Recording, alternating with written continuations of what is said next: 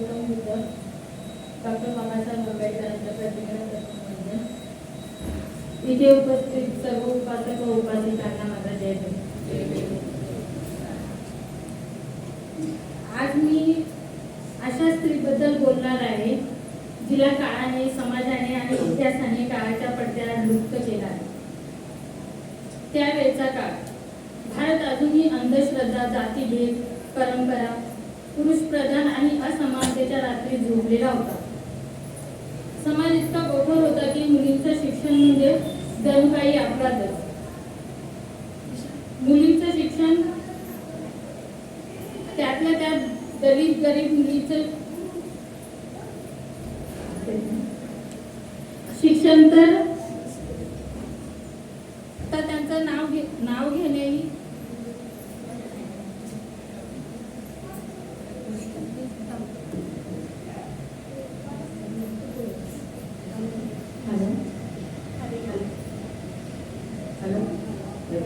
आवाज चांगला आहे, एकदम खडका आहे।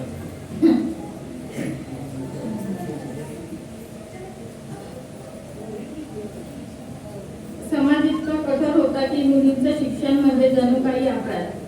दलित गरीब महिलांना शिकणं तर दूरच, त्याचं नावही घेणं अनेकांना मान्य नव्हतं। त्याच काळी पुण्यातील एका गल्लीत साध्या मुस्लिम घरात एक मुलगी लहानाची मोठी होत होती। ती लहानपणापासूनच थोडीशी हट्टी, हुशार, धाडसी होती। जगात काहीतरी मोठं करायचं डोळ्यात स्वप्न होतं, पण काय हेच माहीत नव्हतं। त्या काळी तिच्या कुटुंबाने तिला शिकण्याचा निर्णय घेतला व हाच निर्णय त्यांच्यासाठी धाडसी होता। ती मुलगीही शिकत होती आणि जसा काळ बदलत होता तसं तिचं विचार विश्वही बदलत होतं। आणि याच काळात पुण्यात एक जोडपं स्त्री शिक्षणासाठी संघर्ष करत होतं आणि ते होतं ज्योतिराव फुले व सावित्रीबाई फुले। त्यांचं स्वप्न एकच, शिक्षण सर्वांसाठी, मुलींसाठी, महिलांसाठी। पण समाजाला ते मान्य नव्हतं।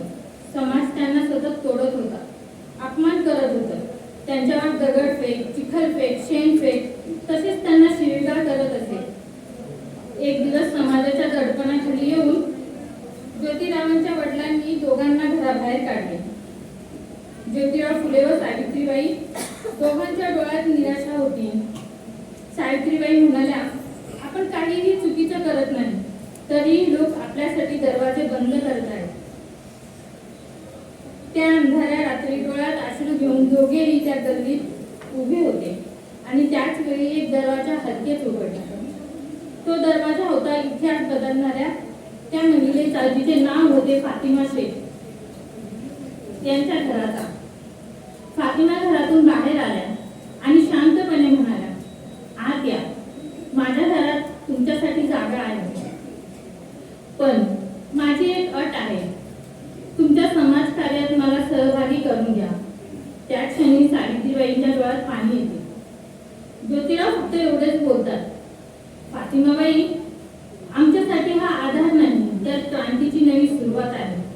आणि या निर्णयामुळे फातिमाच्या स्वप्नांना नवीन दिशा आणि आकार मिळाला आणि या तिघांचा स्त्री शिक्षणाचा प्रवास सुरू झाला।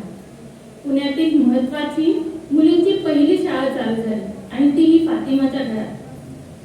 पहिल्या दिवशी 2 मुली, दुसऱ्या दिवशी 4 मुली, तिसऱ्या दिवशी 6 मुली, अशा प्रकारे थोड्याच दिवसात शाळा पूर्ण भरली। फातिमा घर देऊन थांबली नाही।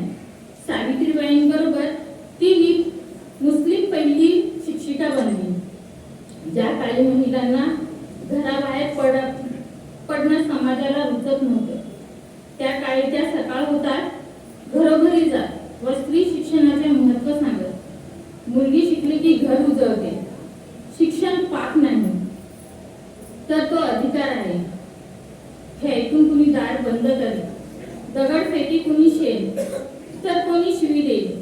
कधी कोणी म्हणे, तू मुस्लिम असून हिंदू काम करतेस, कोणी म्हणे मुलगी शिकली तर संसार उद्ध्वस्त होईल, घरातली कामे कुणी करायची।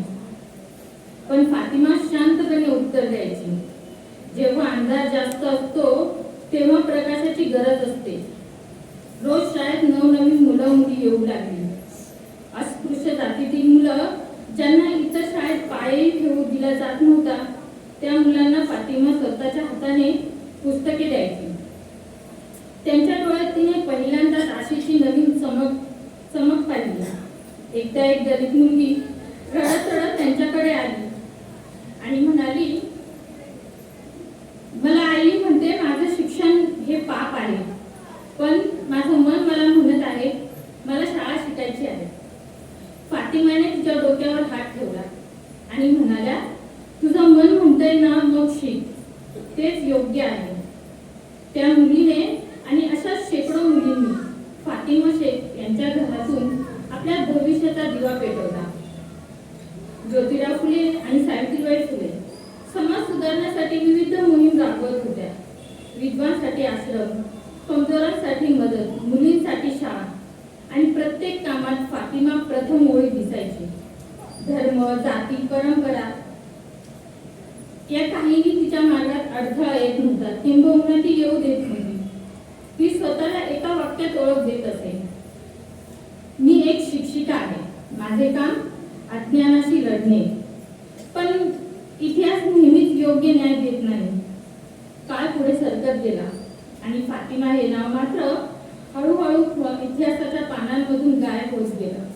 जिथे सावित्रीचं नाव उजळत गेलं आणि ते योग्यच होतं, तिथे फातिमाचं नाव मात्र कुठेतरी हरवलं. पुस्तकातून तिला वगळलं, दस्तावेज हरवले, छायाचित्र अस्पष्ट झाली. पण सत्य हे आहे, जर फातिमा नसत्या तर सावित्रीबाईंचा प्रवास तितकाच कठीण झाला असता. सावित्रीबाईला मिळालेला पहिला आधार, पहिल्या पावलांना मिळालेली सुरक्षित वाट, तो पहिला मदतीचा हात होता फातिमा शेख यांचा. आपल्याला वाटले इतिहास या स्त्रीला विसरला, पण तसं नाही. जशी वेळ आली तशी पुनर्जन्मासाठी तिची आठवण पुन्हा उभी राहिली. आज देशात तिच्या नावाची चर्चा होत आहे, तिचे नाव घेत आहे, संशोधन होत आहे, विद्यार्थी तिच्या नावावर प्रोजेक्ट करत आहेत, तिचे योगदान पुन्हा उजळत आहे. कथेला शेवट नाही, कारण ज्यांनी इतिहास घडवला त्यांचा अंत नाही, कधीच नसतो.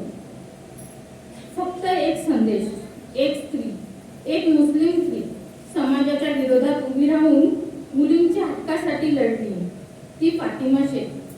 आणि तिच्या प्रयत्नाचा प्रकाश आजही प्रत्येक शाळेत, वर्गात आणि मुलींच्या हातातल्या पुस्तकात दिसतो. ज्या स्त्रिया इतिहास घडवतात त्यांची नावे लोक विसरले तरी काळ त्यांना अमर करतो. जशा माता रमाई, जिजामाता, अहिल्याबाई होळकर, सावित्रीबाई आणि फातिमा शेख अशा अनेक स्त्रियांना माझा सच्चर प्रणाम. जय हिंद, जय महाराष्ट्र, जय हिंद. धन्यवाद जयश्रीताई, खूप सुंदर